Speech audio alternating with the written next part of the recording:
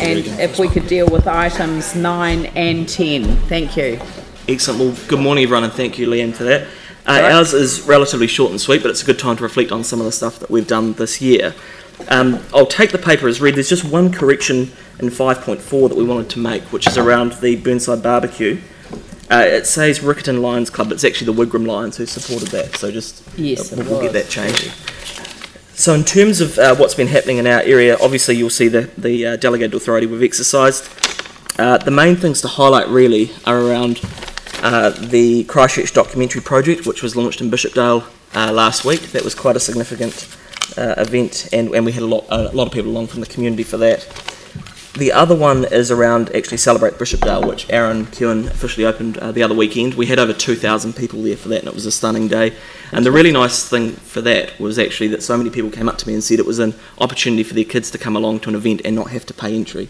So it made it a lot more achievable for a lot more kids, which was really nice. The other one was again around Burnside Park, and you may recall earlier in the year we had a few issues around that. So we'd got to a point where we'd agreed with the Wigram Lions in terms of putting it at Avonhead Park. Staff went away and did some work, and then it actually was decided from feedback from the community that that wasn't the right place. So it was great to be able to open that last week, and it's already been well used. So it's a really good asset for our community. And I think the important thing for us from that was that although at the time it created a bit more work, we actually got the right outcome, and that's sort of what we're all about. We have got, or you might note actually, the Elmwood Club promotional video. So that's on Heaton Street, and there's a bit of work being done around that. The board funded some work around that promotional video, and we'll show you that in a moment. I think we've got that here. But there is just that part A, perhaps. I don't know if... Yeah, if you would like to just speak to that quickly. Yeah, sure. It's relatively straightforward. It's on Breens Road outside the school. It's just one of the 40k zones. So it was unanimously supported by the board, and yeah, so... Well, look, if Aaron and Raf would like to move and second the item 10, then I will put that motion. All those in favour say aye. Aye. Those opposed say no. That's carried, and then now we'll go back to your video. Sure.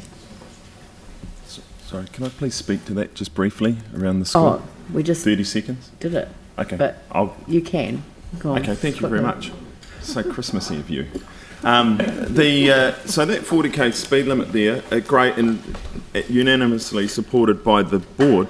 But the irony is that a few hundred metres down the road, we have a major intersection that the children can't cross to come to the school. Never heard of it. This is, oh, I should have guessed. I should have guessed. And as a council, we're trying to encourage children to walk and bike to as many schools as possible, and they are hamstrung in this neighbourhood. And my challenge goes out to everyone during the holidays to come and meet me at a particular intersection. Bring a 10-year-old that you'd let them cross unassisted. I'll see you there. I would never let a 10-year-old cross there.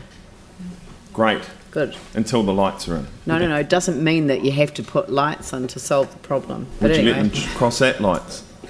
There's all sorts of other ways of solving that problem. Never leap to the conclusion. Anyway, so that was really helpful. Sam, do you want to move back to the video? Yeah, so just before we start that, for us, this Elmwood Club, the funding we put towards it sort of represents, in our view, the community getting out and doing something. So it's not taking from us, it's actually them getting out and doing it and working together. So yeah. We'll show that now. Cool.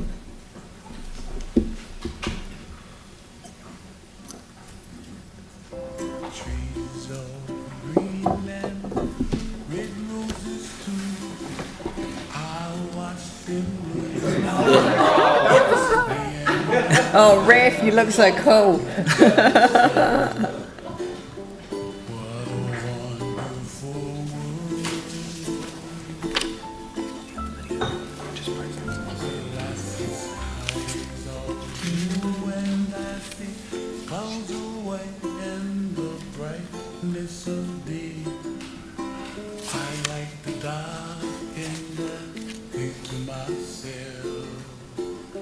Very cool barbecue.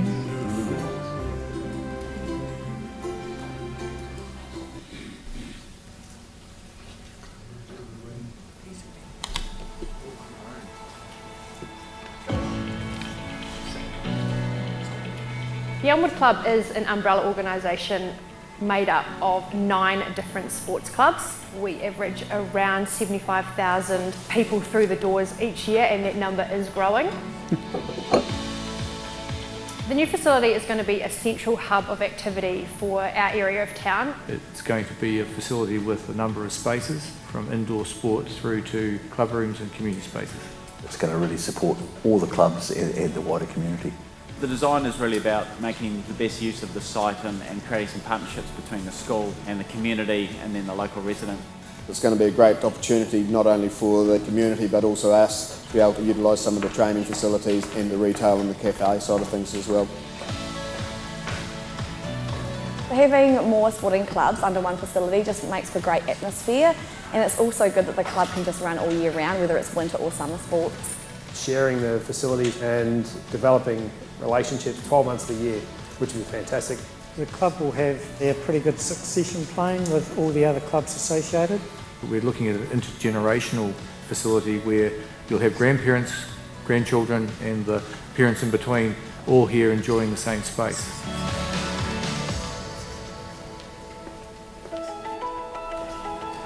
We are developing a community sports hub based on existing utilisation and future modelling. The demand is there, but we're creating the facility to now meet the demand. The developments for the Elmwood Club are just the way of the future for sporting clubs, because then we can amalgamate amongst codes, we can share the costs and training facilities, and it just helps bring the community together as well. The funding of the Elmwood Club, it's privately led. I think this is the key, it's a sustainable model that doesn't become a burden on the local ratepayer. It makes a lot of sense economically. I think it's the way of the future, having club amalgamation. It's going to be a place for the community sports clubs to socialise, to try new sports and activities. It gives the opportunity for a sports club to focus on the running of the sports rather than the administration of the sport. Clubs can come together. They also have a louder voice in terms of decision makers, whether it be funders or councils, to generate more revenue into community sport. It gives people choice and access to a range of sports that they may not have had easy access to. It will give a sense of belonging for members and even casual participants within the sporting community. We wouldn't be able to do some of the things that we are currently able to do if it wasn't for the support that we get from the Elmwood Club. We're pioneering the future collaboration of sports clubs, local education providers and the community. The dream is that we're going to have a facility which everyone thinks of as their third space behind their home and their work or education or whatever else they're involved in. Their default place where they go to have a good time with friends and family, playing together and then socialising. Very good. Excellent. Excellent. And the board were just keen to relay best wishes to you all for Christmas, and we look forward to working with you again next year, particularly around the LTP. So. Thank you. Well, this time I'll get Jamie to move and Raf to second the receipt of the report. And thank you for your hard work. I'll put that motion. All those in favour say aye. Those opposed say no. That's carried. Thank you very much. Thank you.